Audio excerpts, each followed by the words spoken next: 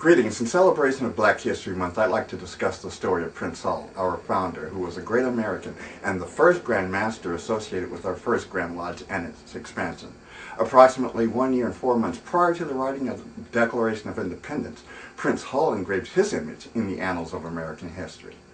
Prince Hall, a free black man, became a property owner, voter, and community activist in the Cambridge-Boston colony. His story has not been told nor recorded in the history textbooks, despite the fact that he was a civil rights activist who made a significant contribution to the growth and development of our nation. Although little is known about the circumstances of his birth, his condition of servitude, or his occupation, we do know, however, that because of Prince Hall's dedication to improve the quality of life for his people, accompanied by a desire to become a Freemason, he and 14 other men of color received the 3 degrees of Freemasonry by being initiated into the fraternity on March 6, 1775, in an Irish military lodge attached to the 38th Foot of the British Army.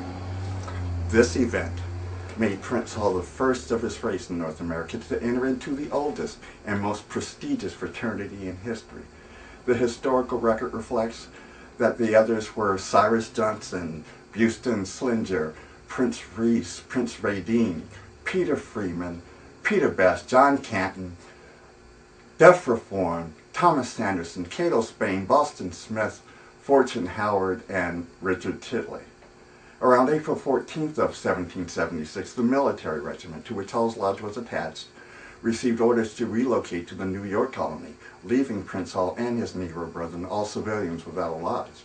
Prior to leaving, however, the Worshipful Master, Sergeant John Batt, issued to Prince Hall and his brethren a permit to walk on St. John's Day and to bury their dead with full Masonic rites. As a result, African Lodge No. 1, Ancient Accepted York Masons, was formed, with Prince Hall elected as Worshipful Master. As the Batt permit left Prince Hall with Masonic limitations, he petitioned the Grand Lodge of England for a full charter in 1784. On March 2nd of 1784, Prince Hall wrote a letter to William Moody, Worshipful Master of Brotherly Love, No. 55 in London, England, stating that African Lodge had been in operation for 8 years, but it only had a permit to walk on St. John's Day and to bury their dead in manner and form. He felt it best to send to the fountains of whence he received the light for a warrant. This warrant or charter was prepared that same year, but was held up when the fee sent by Prince Hall never arrived. After several years, Hall decided to entrust another fee to Captain James Scott, the brother-in-law of John Hancock, a signer of the Declaration of Independence. Captain Scott delivered the letter and the money and received a charter, which he duly delivered to Prince Hall at around the time of the writing of the United States Constitution. Prince Hall acknowledged receipt of the charter in a letter to England and added, "By the grace of God, I shall endeavor to fulfill all that is required of me in the charter, and I shall make the Constitution my guide." According to record, the naming and numbering of African Lodge No. 459, which was later changed to 371 on the English Grand Lodge Register, has been and is in the exclusive possession of the most worshipful Prince Hall Grand Lodge, Free and Accepted Masons of Massachusetts, and it's secured in the First National Bank of Boston. It's brought out and displayed every 10 years during the Prince Hall Masonic pilgrimage. Some of us have seen it and treasure it, for it is believed to be the only original charter issued by the Grand Lodge of England that is now in the possession of any lodge in the United States. Prince Hall made significant impact upon society during his life. Among his many, he petitioned General George Washington to admit men of color into the Continental Army. Of further note, Hall distinguished himself at Bunker Hill. He led the entire lodge membership in support of Governor Bowdoin during the rebellion of Daniel Shea and his group. He petitioned the Massachusetts state legislature for funds to educate children of color. He opened his home as a school to provide an education to adults of color. he petitioned the state legislature to grant to all citizens of color the right to own real property and to vote in all elections. He also served as a special deputy to the English Grand Lodge and was armed with the charge to travel throughout the colonies to determine the number of subordinate Caucasian lodges still operating as such in the New World. The question of extending Masonry arose when Absalom Jones of Philadelphia appeared in Boston in 1791. He was an ordained Episcopal priest and a Freemason who was interested in establishing a Masonic lodge in Philadelphia. Black men from Providence, Rhode Island also traveled to Boston to inquire about Masonry.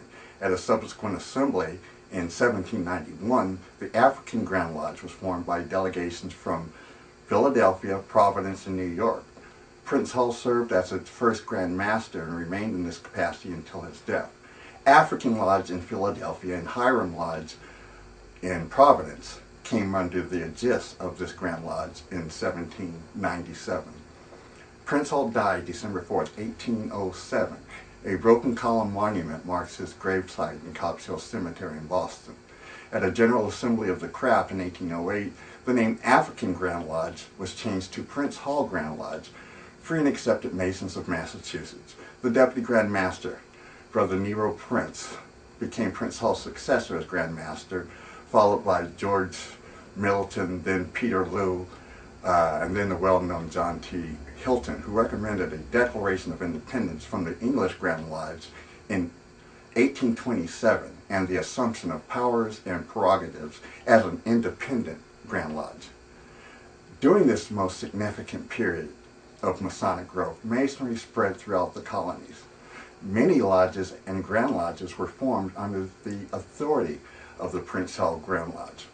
Today, there are over 1 million Prince Hall Freemasons in approximately 50,000 lodges in 44 jurisdictions throughout the United States. It takes 3 more lodges to form a Grand Lodge. Hannibal Lodge No. 1 of San Francisco, Philomathian Lodge No. 2 of Sacramento, and Victoria Lodge No. 3 of San Francisco are the 3 lodges that formed the Grand Lodge, free, ancient, and accepted Masons, organized in San Francisco, California, on Tuesday, June 18, 1855.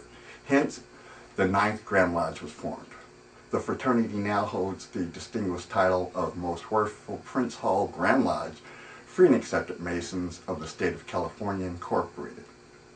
Since its colonial birth, the organization has attracted to its ranks professional men in business, government, religion, and community service, civic-minded men of good will and character who continue to provide the needed services for the betterment of mankind, thereby leaving a legacy by which Prince Hall Freemasons are best known.